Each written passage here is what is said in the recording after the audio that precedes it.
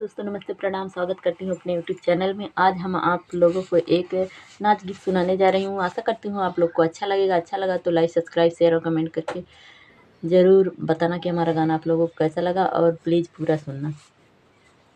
पनिया भरन गईली पकले कुआनमा, पनिया भरन गईली पकले कुआना, सिपहिया रहिया रोक, हई हो मोर बलमुआ, सिपहिया रहिया रोक, हई रे मोर बलमुआ, सिपहिया रहिया रोक।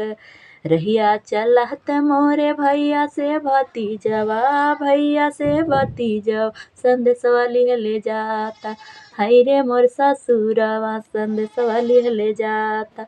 जाही संदेशवा कहिया सासुरु के अगवा, जाही संदेशवा कहिया सासुरु के अगवा, सिपहिया रहिया रोक, हई रे मोर बलमुआ, सिपहिया रहिया रोक, हई रे मोर बलमुआ, सिपहिया रहिया रोक। पनिया भरन गईली पकले कुआनवा, पनिया भरन गईली पकले कुआनवा, सिपहिया रहिया रोक, हई रे मोर बलमुआ, सिपहिया रहिया रोक, हई हो मोर बलमुआ, सिपहिया रहिया रोक।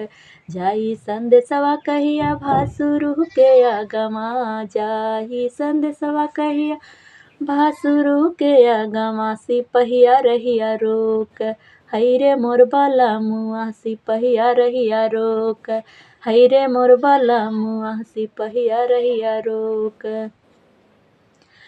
पनिया भरन गईली पकले कुआनवा, पनिया भरन गईली पकले कुआनवा, सिपहिया रहिया रोक, हई रे मोर बलमुआ, सिपहिया रहिया रोक, हई रे मोर बलमुआ, सिपहिया रहिया रोक।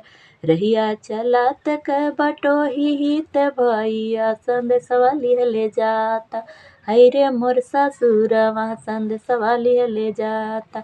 जाई संदेशवा कहिया देवरू के अगवा, जाई संदेशा कहिया देवरू के अगवा, सिपहिया रहिया रोक, हई रे मोर बलमुआ, सिपहिया रहिया रोक, हई रे मोर बलमुआ, सिपहिया रहिया रोक, हई रे मोर बलमुआ, सिपहिया रहिया रोक।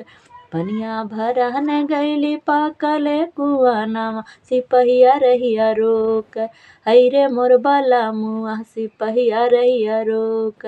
जाई संदेशवा कहिया बलमु के अगवा, जाई संदेशा कहिया बलमु के अगवा, संदेशवा लिहले जाता, हई रे मोर बलमुआ, सिपहिया रहिया रोक, हई रे मोर बलमुआ, सिपहिया रहिया रोक।